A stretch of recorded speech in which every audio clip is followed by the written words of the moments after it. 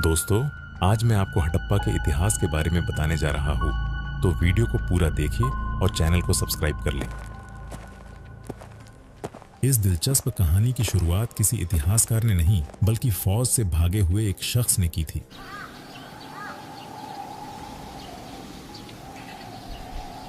साल था 1826। भारत के पंजाब इलाके में, जो अब पाकिस्तान का हिस्सा है, जेम्स लुईस नाम का एक अंग्रेज सिपाही ब्रिटिश फौज को छोड़कर भाग गया था। उसे डर था कि कहीं वह पकड़ा न जाए, इसलिए उसने अपना असली नाम छिपा लिया और अपना नया नाम रखा, चार्ल्स मैसन। मैसन एक बंजारे की तरह दर दर भटक रहा था। तभी उसकी नजर एक अनोखी जगह पर पड़ी। एक खाली मैदान में पुरानी ईंटों के ऊंचे ऊंचे ढेर लगे थे। वहां रहने वाले लोग उन टीलों को भूतों का बसेरा मानते थे। मैसन ने अपनी डायरी में नोट किया कि यहाँ किसी बहुत पुराने और बड़े शहर के अवशेष दबे हुए हैं।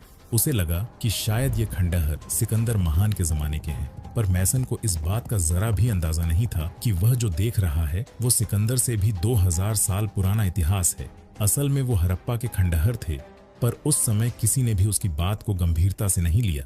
इसके करीब 30 साल बाद 1856 में एक ऐसी बड़ी चूक हुई जिसने हमारे इतिहास को हमेशा के लिए खत्म कर दिया होता। उस वक्त अंग्रेज कराची से लाहौर के बीच रेल की पटरियां बिछाने का काम कर रहे थे। पटरियों के नीचे डालने के लिए उन्हें ढेर सारे पत्थरों की तलाश थी। तभी मजदूरों की नजर पास में मौजूद हड़प्पा के उन खंडहरों पर पड़ी, जहां लाखों की संख्या में मजबूत और पक्की ईंटें दबी हुई थीं। अंग्रेज इंजीनियरों को लगा कि ये तो उनके बड़े काम की चीज है। उन्होंने बिना कुछ सोचे समझे हड़प्पा की उन हजारों साल पुरानी शानदार इमारतों को गिरवा दिया और उनकी ईंटें निकालकर रेल की पटरी के नीचे बिछवा दी। इतिहास के जानकारों का मानना है कि करीब 160 किलोमीटर लंबी रेल की पटरी हडडिया छप्पा की उन्हीं पुरानी ईंटों के ऊपर खड़ी है। सोचिए, अनजाने में ही सही, पर दुनिया की सबसे प्राचीन सभ्यता के एक बहुत बड़े हिस्से को हमेशा के लिए ट्रेन के पहियों के नीचे दबा दिया गया। वह विरासत जिसे हमें सहेज कर रखना चाहिए था, वह पटरियों के नीचे दफन होकर रह गई। वक्त बदला और साल आया 1920। उस समय भारत के पुरातत्व विभाग के बड़े अधिकारी सर जॉन मार्शल थे। उनकी टीम में 2 भारतीय इतिहासकार भी शामिल थे, दयाराम साहनी और राखाल दास बनर्जी। जहां एक तरफ दयाराम साहनी ने हड़प्पा की जगह पर खुदाई का काम शुरू किया, वहीं दूसरी तरफ राखाल दास बनर्जी ने सिंध के इलाके में एक ऊंचे टीले को खोदना शुरू किया। वहां के रहने वाले लोग उस टीले को मोहन जोदरोस कहते थे, जिसका सिंधी भाषा में मतलब होता है मुर्दों का टीला। जैसे जैसे वहां से मिट्टी हटाई गई, जमीन के नीचे से एक ऐसा नजारा निकला जिसने पूरी दुनिया के होश उड़ा दिए। वह कोई छोटा मोटा गांव नहीं था, बल्कि आज के किसी बड़े और आधुनिक शहर जैसा था। वहां की सड़कें एकदम सीधी थीं, जो एक दूसरे को बराबर काटती थीं। घर पक्की ईंटों के बने थे, जिनमें से कुछ 2 या 3 मंजिल के भी थे। ताज्जुब की बात तो ये है कि हर घर के अंदर अपना खुद का कुआं और नहाने की जगह थी। पर सबसे कमाल की चीज थी वहां का सफाई का इंतजाम। नालियां पूरी तरह ढकी हुई थीं और घर घर का गंदा पानी एक मुख्य गटर लाइन में जाकर मिलता था। उस दौर में लंदन और पेरिस जैसे बड़े शहरों में भी ऐसी सफाई व्यवस्था नहीं थी, जैसी भारत के लोगों ने 5000 साल पहले ही तैयार कर ली थी। जॉन मार्शल ने दुनिया को डंके की चोट पर बताया कि भारत का इतिहास अब सिर्फ 2000 साल का नहीं, बल्कि पूरे 5000 साल पीछे चला गया है। लेकिन इस सभ्यता की जो बात सबसे ज्यादा हैरान करती है, वो है यहाँ की एकरूपता। चाहे वो हड़प्पा हो या मोहनजोदड़ो, लोथल हो या कालीबंगन, ये सभ्यता करीब 10 लाख वर्ग किलोमीटर के दायरे में फैली थी। फिर भी यहाँ का हर शहर एक ही जैसा दिखता था। ताज्जुब तो इस बात का है कि हर जगह ईंटों का आकार एक था, वजन के बाट एक जैसे थे और सड़कों की चौड़ाई भी बिल्कुल बराबर थी। आज की तरह न इंटरनेट था, न फोन और न ही तेज गाड़ियां। फिर भी इतने बड़े इलाके में हर चीज एक जैसी कैसे मुमकिन हुई? क्या उस समय कोई ऐसी सरकार थी जो सबको संभालती थी, या फिर यहाँ के लोग इतने ज्यादा अनुशासित थे कि वे खुद ही सारे नियमों का सही ढंग से पालन करते थे? अक्सर जब हम मिस्र या मेसोपोटामिया जैसी पुरानी सभ्यताओं के बारे में पढ़ते हैं, तो वहाँ हमें बड़े बड़े मंदिर या राजाओं के आलीशान महल दिखाई देते हैं। लेकिन सिंधु घाटी की कहानी बिल्कुल अलग थी। यहाँ न तो कोई भव्य मंदिर मिला, न ही राजाओं का कोई बड़ा महल, और न ही किसी भगवान की कोई विशाल मूर्ति। यहाँ खुदाई में जो सबसे बड़ी इमारत मिली वो था द ग्रेट बाथ, यानी एक बहुत बड़ा सार्वजनिक स्नानागार। इस बात से अंदाजा लगाया जा सकता है कि यहाँ के लोग धर्म या किसी खास शासक की सेवा करने के बजाय साफ सफाई और आम जनता की सुविधाओं को ज्यादा तवज्जो देते थे। यह शायद दुनिया का पहला ऐसा समाज था जहाँ ऊंच नीच बहुत कम थी और सबको एक समान अधिकार मिलते थे। यहाँ अमीर और गरीब के बीच आज जैसा बड़ा अंतर देखने को नहीं मिलता, लेकिन हर शानदार इतिहास के पीछे एक खौफनाक राज भी छिपा होता है। मोहनजोदड़ो की खुदाई के दौरान जानकारों को कुछ ऐसा दिखा जिसे देखकर सबकी रूह कांप गई। वहां की गलियों और मकानों की सीढ़ियों पर इंसानी कंकाल यहाँ वहां बिखरे पड़े थे। उन्हें देखकर ऐसा महसूस हो रहा था जैसे मौत बहुत अचानक आई हो और लोगों को संभलने तक का वक्त न मिला हो। न तो कोई भाग सका और न ही किसी को अंतिम संस्कार का मौका मिला। इन हड्डियों के ढेर को देखकर मन में बस एक ही सवाल उठता है, आखिर उस दिन क्या हुआ था? क्या वहां कोई भयानक बाढ़ आई थी, कोई जानलेवा बीमारी फैली थी, या फिर जैसा कि कुछ लोग दावा करते हैं कि वहां महाभारत जैसा कोई भीषण युद्ध हुआ था या कोई एटमी धमाका हुआ था? इस सभ्यता का सबसे बड़ा रहस्य आज भी उनकी लिखावट में छिपा है, जिसे आज तक कोई PRH नहीं पाया। वो पत्थर जिन पर अजीब किस्म के जानवर और निशान बने हैं, वे आज भी खामोश हैं। इतिहासकारों के लिए सबसे बड़ी परेशानी यही है। हम मिस्र के पिरामिडों पर लिखी बातों को समझ सकते हैं, मेसोपोटामिया की मिट्टी पर लिखे अक्षरों को PRH सकते हैं, लेकिन सिंधु घाटी की भाषा आज भी एक अनसुलझी पहेली है। खुदाई में हजारों की संख्या में छोटी छोटी पत्थर की मोहरें मिली हैं। इन पर मछली, बर्तन, तीर और इंसानों जैसे करीब 400 से भी ज्यादा अलग अलग निशान बने हुए हैं। पर अफसोस कि हजारों साल बाद भी हम उनके संदेशों को डिकोड नहीं कर पाए हैं। सबसे बड़ी मुश्किल ये है कि हमें आज तक कोई ऐसा सुराग नहीं मिला जिससे हम उनकी भाषा का मतलब समझ सकें। सिंधु घाटी के लोगों ने अपनी लिखाई का कोई भी अनुवाद पीछे नहीं छोड़ा। अब इस पर जानकारों की अलग अलग राय है। कुछ का मानना है कि ये दक्षिण भारतीय भाषाओं द्रविड़ की जड़ है, तो कुछ इसे संस्कृत से जोड़कर देखते हैं। वहीं कुछ विदेशी एक्सपर्ट्स का तो ये भी कहना है कि ये कोई भाषा थी ही नहीं, बल्कि ये सिर्फ कुछ निशान थे, जैसे आज के दौर में सड़कों पर ट्रैफिक साइन या कंपनियों के लोगो होते हैं। हम आज तक नहीं जान पाए कि उन्होंने क्या लिखा था। क्या वे भगवान की प्रार्थनाएं थीं या फिर सिर्फ व्यापार के लेन देन का हिसाब? इन पत्थरों की मोहरों पर एक और अजीब बात देखने को मिली। इन पर सबसे ज्यादा दिखने वाला जानवर कोई शेर या हाथी नहीं था, बल्कि वह था एक सींग वाला रहस्यमयी जानवर। हजारों मोहरों पर एक ऐसा जीव बना है जिसका शरीर तो बैल जैसा है, पर सिर पर एक लंबा सींग है। उसके आगे एक अजीब सा स्टैंड भी बना होता है। अब सवाल ये उठता है कि क्या 5000 साल पहले भारत में यूनिकॉर्न होते थे? साइंस कहता है बिल्कुल नहीं। तो फिर वो क्या था? शायद वो एक बैल की ऐसी तस्वीर थी जिसमें उसका दूसरा सींग पहले के पीछे छिप गया हो, या फिर ये उनका कोई पवित्र चिन्ह था, जैसे आज हम नंदी या गरुड़ को पूजते हैं। मुमकिन ये भी है कि ये उस समय के सबसे बड़े व्यापारियों या अधिकारियों की पहचान का कोई खास बैज रहा हो, जिसे दिखाकर उन्हें खास सुविधाएं मिलती थी। अब बात करते हैं गुजरात के लोथल शहर की। साल 1954 में जब यहाँ खुदाई की गई तो ईंटों से बना एक बहुत बड़ा तालाब जैसा ढांचा मिला। शुरुआत में लोगों को लगा कि ये शायद पानी जमा करने का कोई जलाशय है, लेकिन जब इसकी बनावट की गहराई को समझा गया तो सबके होश उड़ गए।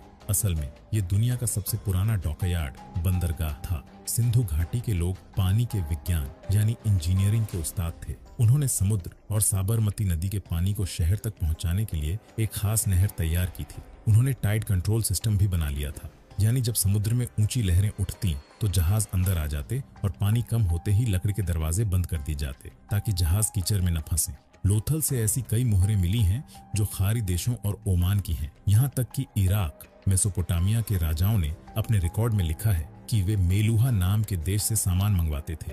जानकारों का मानना है कि मेलुहा असल में सिंधु घाटी सभ्यता का ही पुराना नाम था। ये लोग दुनिया के सबसे पहले अंतर्राष्ट्रीय व्यापारी थे जो कीमती पत्थर, हाथी दांत और यहाँ तक कि मोर का भी व्यापार विदेशों में करते थे। वहीं मोहनजोदड़ो की खुदाई में 10.5 सेंटीमीटर की एक छोटी सी कांसे की मूर्ति मिली, जिसे आज दुनिया डांसिंग गर्ल के नाम से जानती है। यह मूर्ति उस समय के समाज और फैशन को समझने का एक बड़ा जरिया है। उस मूर्ति के एक हाथ में ऊपर से नीचे तक ढेर सारी चूड़ियां हैं। एक हाथ कमर पर रखा है और सिर थोड़ा पीछे की ओर झुका है। उसके चेहरे पर जो निडर भाव है, उसे देखकर एक ब्रिटिश एक्सपर्ट ने कहा था कि इस लड़की के खड़े होने के अंदाज में एक अजीब सी शान है, जैसे वो पूरी दुनिया को अपनी उंगलियों पर नचाना जानती हो। इससे पता चलता है कि उस समय महिलाओं का समाज में बहुत सम्मान था। वे न केवल कला और फैशन के शौकीन थे, बल्कि धातुओं को पिघलाकर सुंदर चीजें बनाना भी बखूबी जानते थे। अगर आप यह समझना चाहते हैं कि कोई समाज कितना सुखी था, तो वहां के बच्चों के खिलौनों को देखिए। सिंधु घाटी की खुदाई में हथियार तो नाम मात्र के मिले हैं, जैसे तांबे के छोटे चाकू या भाले, जो शायद शिकार या रसोई के काम आते होंगे। वहां न तो कोई बड़ी तलवार मिली, न ढाल और न ही जंग में पहने जाने वाले कवच। लेकिन हाँ, वहाँ खिलौनों का एक खजाना मिला है। मिट्टी की बनी छोटी बैलगाड़ियां, सिर हिलाने वाले खिलौना जानवर, सीटी जैसी आवाज निकालने वाली चिड़िया और शतरंज जैसे बोर्ड गेम्स। ये एक ऐसा अनोखा समाज था जिसका ध्यान लड़ाई झगड़े पर नहीं बल्कि व्यापार और अपने परिवार की खुशियों पर था। मानव इतिहास में ये बहुत कम देखने को मिलता है कि किसी सभ्यता ने बिना किसी बड़े युद्ध के पूरे 700 सालों तक इतनी शांति से राज किया हो। पर साल 1900 ईसा पूर्व BC के करीब कुछ बहुत बुरा होने लगा। जो भाषा और लिखाई हजारों सालों से एक जैसी थी, वो धीरे धीरे गायब होने लगी। व्यापार का हिसाब किताब बिगड़ने लगा। लोथल का शानदार बंदरगाह सूख गया और मोहनजोदड़ो की जो सड़कें कभी एकदम साफ रहती थीं, वहां अब लोग बेतरतीब तरीके से घर बनाने लगे थे। वो अनुशासन और वो एकता जो सबको जोड़ कर रखती थी, अब बिखर रही थी। लोग अपने हंसते खेलते घरों को छोड़कर जाने लगे। आखिर ऐसा क्या हुआ था? क्या कुदरत ने अपना रुख बदल लिया था या कोई बाहरी हमलावर आ पहुंचा था? धोलावीरा शहर के दरवाजे पर मिट्टी में गिरा हुआ एक बड्ढा साइन बोर्ड मिला है, जिस पर 10 बड्ढे अक्षर लिखे हैं। यह दुनिया का सबसे पुराना साइन बोर्ड माना जाता है। शायद उस पर स्वागत है जैसा कुछ लिखा होगा, पर अब उस शहर में स्वागत करने वाला कोई बचा ही नहीं था। साल 1944 में ब्रिटिश इतिहासकार सर मोर्टिमर व्हीलर पुरातत्व विभाग के मुखिया बने। जब उन्होंने मोहनजोदड़ो की गलियों में बिखरे उन 37 कंकालों को देखा, तो उन्होंने दुनिया के सामने एक ऐसी बात कही जिसने सबको चौंका दिया।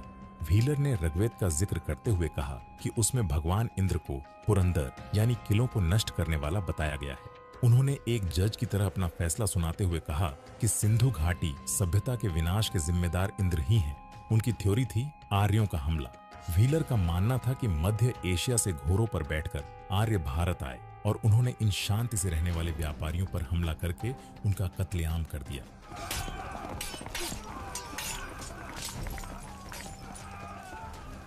सालों तक हमारी किताबों में भी यही पढ़ाया जाता रहा, लेकिन असलियत क्या है? आज के आधुनिक विज्ञान ने इस थ्योरी को पूरी तरह गलत साबित कर दिया है। रिसर्च में पता चला कि वे कंकाल एक ही समय के नहीं थे, बल्कि वे अलग अलग सालों में मरे हुए लोगों के थे। उन हड्डियों पर हथियारों के ऐसे कोई गहरे निशान भी नहीं मिले जो किसी बड़े युद्ध की गवाही देते हों। सबसे बड़ा सबूत मिला राखी घड़ी में। वहां के DNA सैंपल्स से पता चला कि यहाँ रहने वाले लोगों के जीन हजारों सालों से एक जैसे ही थे, यानी बाहर से कोई बड़ी आबादी अचानक हमला करने नहीं आई थी। अब सवाल यह उठता है कि अगर कोई जंग नहीं हुई तो आखिर वे लोग मरे कैसे और यह पूरी सभ्यता कैसे खत्म हुई?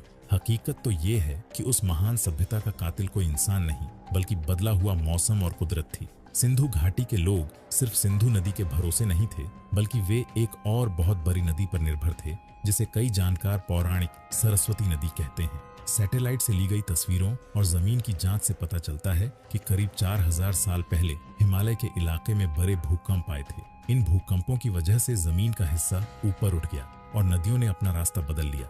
जो यमुना नदी पहले सरस्वती में जाकर मिलती थी, वो रास्ता बदलकर गंगा की तरफ बहने लगी। इसी तरह सतलज नदी भी मुड़कर सिंधु नदी में जा मिली। नतीजा ये हुआ कि वो विशाल सरस्वती नदी, जिसके किनारे हजारों बस्तियां बसी थी, वो धीरे धीरे सूखने लगी। जरा सोचिए उस डर के बारे में जब लोगों ने देखा होगा कि उनके कुएं सूख रहे हैं, फसलें बर्बाद हो रही हैं और आसमान से पानी बरसना बंद हो गया है। यह एक धीमी और दर्दनाक मौत थी। लोग भूख से तड़पने लगे और बीमारियों ने उन्हें घेर लिया। मोहनजोदड़ो की गलियों में मिले वो कंकाल शायद किसी महामारी या भुखमरी का शिकार थे, न कि किसी लड़ाई के। अब बात करते हैं उस सबसे रहस्यमयी बात की जो अक्सर इंटरनेट पर सुनाई देती है। क्या मोहनजोदड़ो में हजारों साल पहले कोई परमाणु धमाका हुआ था? कुछ लोग दावा करते हैं कि वहाँ एक ऐसी जगह है जहाँ रेडियो एक्टिव राख मिली है और पत्थर पिघलकर कांच बन गए। कहा जाता है कि ऐसा तभी होता है जब तापमान 1500 डिग्री से ऊपर चला जाए। लोग इसे महाभारत के ब्रह्मास्त्र से भी जोर कर देखते हैं, लेकिन विज्ञान की कसौटी पर यह थ्योरी खरी नहीं उतरती। असल में वो पिघले हुए पत्थर किसी बम से नहीं, बल्कि मिट्टी के बर्तन पकाने वाली भट्टियों की तेज गर्मी से बने थे। किसी भी बड़ी लैब ने वहाँ रेडियो एक्टिविटी होने का कोई ठोस सबूत नहीं पाया है। वो जिसे राख समझा गया, वो असल में सदियों से जमा हुई धूल और पुरानी ईंटों का चूरा था। यह बात काफी हद तक सच लगती है कि महाभारत में बताई गई द्वारका नगरी का समुद्र में डूबना और सिंधु घाटी सभ्यता का खत्म होना एक ही समय के आसपास हुआ होगा। जब नदियां पूरी तरह सूख गईं और शहर रहने के लायक नहीं बचे, तो लोगों के पास वहां से निकलने के अलावा कोई रास्ता नहीं था। वे अपने शानदार पक्के मकानों, बेहतरीन ड्रेनेज सिस्टम और उन बड़े बड़े स्नानागारों को छोड़कर पूरब और दक्षिण की दिशा में निकल पड़े। वे गंगा यमुना के मैदानों और गुजरात महाराष्ट्र के इलाकों में जाकर बस गए। लेकिन यहाँ एक बड़ी त्रासदी हुई। नए इलाकों में वैसी सुख सुविधाएं नहीं थी, इसीलिए उन्हें मजबूरन दोबारा गांवों वाली सादी जिंदगी में लौटना पड़ा। आने वाली कुछ सदियों में लोग लिखना पढ़ना भूल गए, ईंटें बनाने का वो पुराना हुनर खो गया और विदेशों से होने वाला व्यापार भी बंद हो गया। इतिहास में इसे शहरी सभ्यता का अंत कहा जाता है। ऐसा लगा मानो भारत विकास की दौर में 1000 साल पीछे चला गया हो। तो क्या सिंधु घाटी की वो महान सभ्यता पूरी तरह मर गई? जवाब है नहीं। शहर खत्म हुए थे, लोग नहीं। सिंधु घाटी के वो लोग कहीं गायब नहीं हुए, बल्कि वे हम बन गए। आज भी जब हम हाथ जोड़कर नमस्ते करते हैं, औरतें अपनी मांग में सिंदूर भरती हैं, हम पीपल के पैर की पूजा करते हैं, या जिस अंदाज में साड़ियां पहनी जाती हैं, ये सब हमने किसी किताब से नहीं सीखा। ये संस्कार और ये परंपराएं हमारे खून में, हमारे डीएनए में पिछले 5000 सालों से चली आ रही हैं। हड़प्पा की वो ईंटें भले ही आज मिट्टी में मिल गई हों, लेकिन उनकी संस्कृति आज भी भारत की आत्मा में सांस ले रही है। लेकिन एक सवाल अभी भी बाकी है। राखी घड़ी की हालिया डीएनए रिपोर्ट ने एक ऐसा खुलासा किया है जिसने आर्य सिद्धांत और भारतीय इतिहास की किताबों को बदलने की चुनौती दे दी है। क्या हम सच में बाहर से आए थे या हम हमेशा से यहीं थे? हरियाणा का हिसार जिला, यहाँ एक गांव है राखी घड़ी। ये जगह हड़प्पा और मोहनजोदड़ो से भी बड़ी साइट मानी जा रही है। साल 2015 से 16 में यहाँ पुरातत्वविदों ने खुदाई की और उन्हें एक 4500 साल पुराना महिला का कंकाल मिला। वैज्ञानिकों ने इस कंकाल के कान की हड्डी से डीएनए निकाला। ये एक बहुत मुश्किल काम था, लेकिन कामयाबी मिली। 2019 में जब इस डीएनए की रिपोर्ट दुनिया के सामने आई तो इतिहास की किताबों में भूचाल आ गया। उस महिला के डीएनए में स्टेपी यानी आर्यन जीन का कोई नामो निशान नहीं था, यानी तथाकथित आर्य उस समय वहां मौजूद नहीं थे। इसका मतलब ये है कि उस समय कोई भी बाहरी हमलावर यहाँ मौजूद नहीं था। सबसे बड़ी बात यह है कि उसका डीएनए आज के उत्तर भारतीय और दक्षिण भारतीय दोनों से मेल खाता है। यानी सच तो ये है कि हम सब, चाहे उत्तर के हों या दक्षिण के, उसी हड़प्पा वाली महिला के वंशज हैं। आर्य और द्रविड़ के बीच की ये लड़ाई शायद सिर्फ राजनीति ने पैदा की थी, क्योंकि विज्ञान ने साफ कर दिया है कि हड़प्पा के लोग ही आज के आधुनिक भारतीय हैं। हम कहीं से आए नहीं हैं, हम यहीं के रहने वाले हैं। अब चलिए उत्तर प्रदेश के बागपत जिले के सनौली गांव। साल 2018 में यहाँ कुछ ऐसा मिला जिसने इस पुरानी सोच को ही खत्म कर दिया कि सिंधु घाटी के लोग सिर्फ शांति प्रिय व्यापारी थे और लड़ना नहीं जानते थे। सनौली में जमीन के नीचे से शाही ताबूत निकले और उनके साथ मिले युद्ध में इस्तेमाल होने वाले रथ, तांबे की तलवारें, ढाल और हेलमेट। ये खोज करीब 4000 साल पुरानी है और यही वो समय है जब महाभारत का युद्ध माना जाता है। सनौली के ये योद्धा साबित करते हैं कि हमारे पूर्वज सिर्फ घर बनाना ही नहीं, बल्कि युद्ध के मैदान में तलवार चलाना भी जानते थे। ये खोज शायद उस वैदिक काल और हड़प्पा के बीच के अधूरे सच को पूरा करती है। आज 5000 साल बाद हम 21वीं सदी में खड़े हैं। हमारे हाथों में स्मार्टफोन्स हैं, आसमान में सैटेलाइट्स हैं और पटरियों पर बुलेट ट्रेन दौड़ रही है। लेकिन क्या हम वाकई हड़प्पा के उन लोगों से ज्यादा समझदार हैं?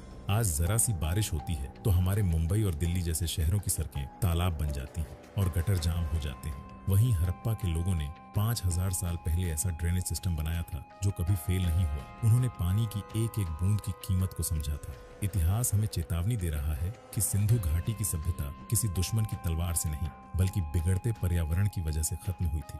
उन्होंने नदियों को सूखते और कुदरत को बदलते देखा था। आज हम भी ठीक उसी मोड़ पर खड़े हैं। ग्लेशियर पिघल रहे हैं और मौसम का मिजाज बदल रहा है। हड़प्पा के वो खंडहर आज हमसे चीख चीख कर कह रहे हैं कि अगर तुम प्रकृति के साथ मिलकर नहीं चले तो तुम्हारे ये आलीशान शहर भी एक दिन मुर्दों का टीला बनकर रह जाएंगे। कहानी के अंत में आइए एक नजर खुद पर डालते हैं। सुबह उठकर हमारा नहाना, हाथ जोड़कर नमस्ते कहना, एक भारतीय महिला का अपनी मांग में सिंदूर भरना, पीपल के पैर और नंदी की पूजा करना, यहाँ तक कि शतरंज का खेल, यह सब हमें हड़प्पा से विरासत में मिला है। सभ्यताएं कभी मरती नहीं हैं, वे बस अपना रूप बदल लेती हैं। हड़प्पा की ईंटें भले ही रेल की पटरियों के नीचे दब गई हों, लेकिन उसकी रूह आज भी 140 करोड़ भारतीयों के दिल में धड़क रही है। 1826 में चार्ल्स मैसन ने जिस जगह को सिकंदर के जमाने का समझा था, वह असल में हमारी अपनी दास्तान थी। एक ऐसी कहानी जो कभी खत्म नहीं हुई। हम ही हड़प्पा हैं। तो दोस्तों, ये थी हड़प्पा की संपूर्ण इतिहास। वीडियो अगर अच्छा लगा हो तो चैनल को सब्सक्राइब जरूर कर ले, क्योंकि आपकी एक सब्सक्राइब मुझे ऐसी कहानी ढूंढने में हिम्मत देती है। और हाँ दोस्तों, कमेंट में अपना नाम जरूर लिखे, जिससे मुझे पता चलेगा कि कौन कौन मेरे साथ इस रोमांचक सफर पर चल रही है। नमस्ते।